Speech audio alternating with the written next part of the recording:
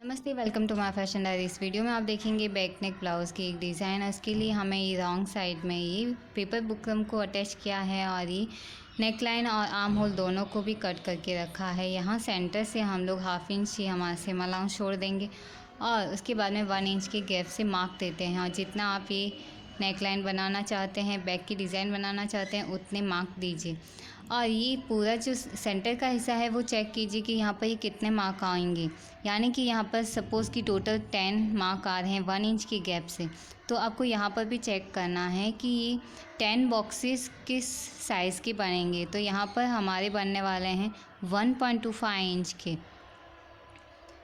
यहाँ पर हमने ये हाफ जो सीम अलाउंस है वो छोड़ दिया और उसके बाद में 1.25 इंच से हम लोग मार्क देंगे। इतने मार्क देने हैं जितने हमने ये सेंटर में मार्क दिए हैं, सेम उतने ही देने हैं। इस तरह से यहाँ पर भी सेम, और जो दूसरी साइड है वहाँ पर भी ये इस तरह से देना है मार्क।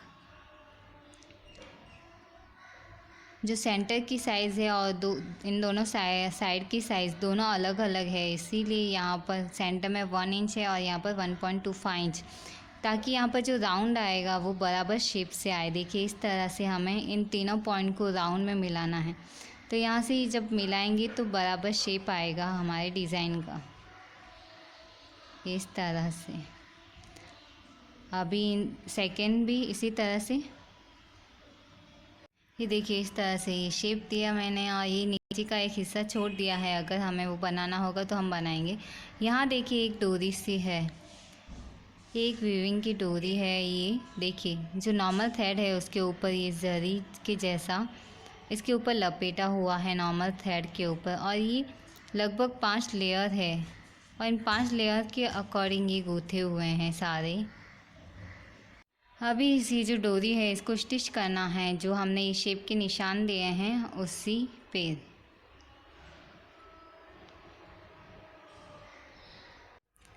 जब शुरुआत करते हैं तो एक स्टिच लेकर इसको लॉक कर देना है और आप इसको सही तरीके से ओपन करते हुए स्टिच लीजिए और इसको खींचना नहीं है। इस डोरी को डोरी के ऊपर ऊपर स्टिच आनी चाहिए और जो शेप है उसके ऊपर ऊपर स्टिच लेना है। इसके लिए आपको ज़रूरी नहीं है कि ज़िपर फुट ही लेना है, आप नॉर्मल फुट से भी ये स्टिच ले सकते हैं।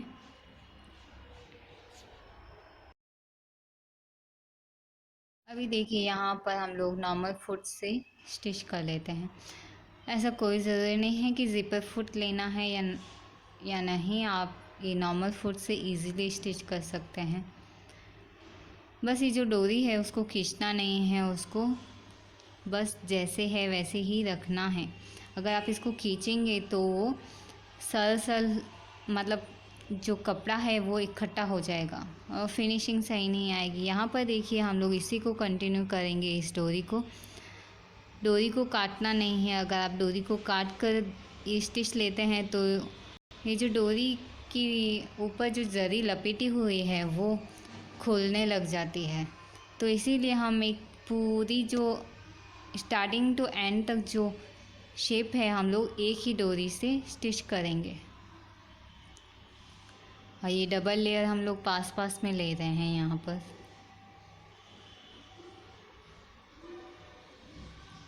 एंड तक आकर इसको आप एक लॉक दे दीजिए और उसके बाद में दूसरी लाइन पर स्टिच शुरू कीजिए।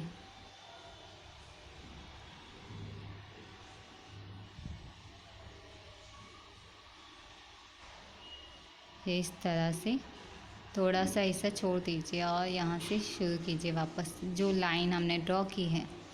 आप जब ये लाइन ड्रॉ करते हैं तो इजी हो जाता है और परफेक्ट आपकी डिज़ाइन आएगी।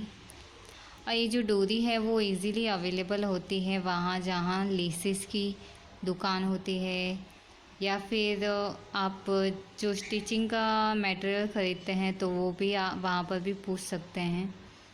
जो थ्रेड वगैरह मिलते हैं जहाँ, वहाँ आप इसको पूछ सकते हैं, ये मिल जाएगी। बहुत ही चीप रेट में है। यहाँ ये एंडिंग पर आ गए हैं, एंडिंग की लाइन पर, और ये देखिए इस तरह से हम लोग इसको एक ही डोरी में सारा स्टिच किया है हमने। और ये डबल लेयर भी बहुत ज़्यादा अच्छी लगती है। और ये देखिए कभी कभी हम स्टिच लेते हैं इसके ऊपर तो वो अटकता है, वो मतलब स्टिच आगे नहीं आती है, तो आपको पीछे से थोड़ा सा स्टिच देना है ताकि जो स्टिच लेते हैं इसके ऊपर वो इजीली आ जाए।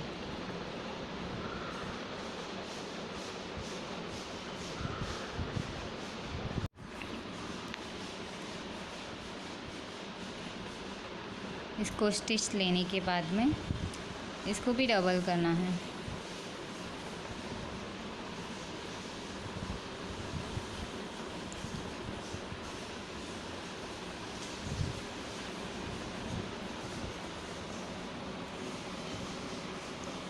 दोनों लेयर एकदम पास पास में ही बनाई है हमने। अगर आप चाहें तो पूरी ब्लाउज़ को टॉप से एंड तक इस तरह से बना सकते हैं, पर हम लोग यहाँ पर थोड़ा ही ले रहे हैं। और अगर आप ये इतना लेकर इसको अलग कलर के शेड के फैब्रिक पर अटैच करते हैं बैक साइड में और वो दोनों अलग अलग कलर के हो जाएंगे तो वो भी कर सकते हैं। और ये देखिए यहाँ पर एक्स्ट्रा है वो डोरी को कट कर देते हैं। और देखिए ये जो आर्म होल का हिस्सा है इसके ऊपर स्टिच लेना है ताकि ये लॉक हो जाए। ये दोनों साइड में इसी तरह से हम लोग स्टिच लेंगे। जो आर्म होल का हिस्सा है वहाँ पर इस तरह से ये लॉक हो जाएगी। यहाँ आर्म होल के साइड में जो एक्स्ट्रा डोरी का हिस्सा है उसको कट कर देते हैं इस तरह। और यही जो ये लाइंस हमने यहाँ पर स्टिच की है डोरी की, वो आप यहाँ पर भी चाहें तो स्टिच कर सकते हैं सेम इसी अकॉर्डिंग। और यहाँ से जो कट करते हैं ये आर्म होल पर साइड की डोरी, तो ये हम लोग इसके ऊपर स्टिच ले चुके हैं तो ये अभी खुलेगा नहीं। ये मिरर अभी हम लोग यहाँ पर अटैच करेंगे। ये मिरर है और उस पर मेटल की फ्रेम है जो गोल्डन कलर में है। इस तरह से हम लोग यहाँ पर अटैच करेंगे एक लेयर छोड़कर एक लेयर पर। तो सबसे पहले लेयर पर अटैच करेंगे और इस ग्लू के अकॉर्डिंग, तो इस ग्लू को हमें इक्वल गैप से ये पॉइंट करना है और इसके बाद में हम लोग ये मिरर अटैच करेंगे। अगर आप चाहें तो मिरर पर ग्लू लगा दीजिए और फिर फैब्रिक पर रख दीजिए तो भी सेम रहेगा।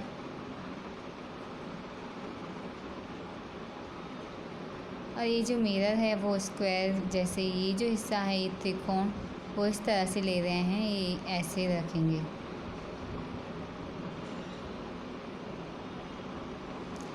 अभी नीचे की लाइन पर भी सेम ये दो लाइन हम लोग बना चुके हैं। अभी यहाँ पर सेंटर की जो लाइन है वहाँ पर ये ट्रायंगल का मिरर लेने वाले हैं। ये देखिए इस तरह से ट्रायंगल का, ये एक्चुअली रियल मिरर ही है और उसकी चारों और जो मेटल की फ्रेम दी हुई है इनको आप चिपका कर यूज़ कर सकते हैं किसी भी तरीके से। आपके जो क्रिएटिव आइडिया है कहीं पर भी जहाँ पर इनको यूज़ कर सकते हैं। अभी यहाँ पर ये जो सेंटर का हिस्सा है वहाँ पर हम लोग इस तरह से अटैच करेंगे। देखिए बस इक्वल गैप में रहे ये ध्यान रखिए। अभी इनको यहाँ इसको चिपकाना है। ये ग्लू से इजीली चिपक जाते हैं और अच्छा लुक देंगे। ये देखिए इस तरह से हम लोग इसको अटैच करेंगे पूरी लाइन पर। यहाँ पर हम लोगों ने एक लाइन छोड़ के एक लाइन पर हमने इस तरह से ये मिरर को अटैच किया है।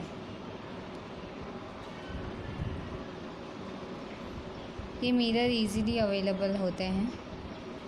ये मिरर आपको मिल सकते हैं एम्ब्रॉयडरी का सामान जहाँ मिलता है वहाँ पर, और ये इजीली आपको मिल जाएंगे और चीप रेट में हैं। और जहाँ भी आप यूज़ करना चाहें इन्हें यूज़ कर सकते हैं, बहुत ही अच्छा लुक देंगे।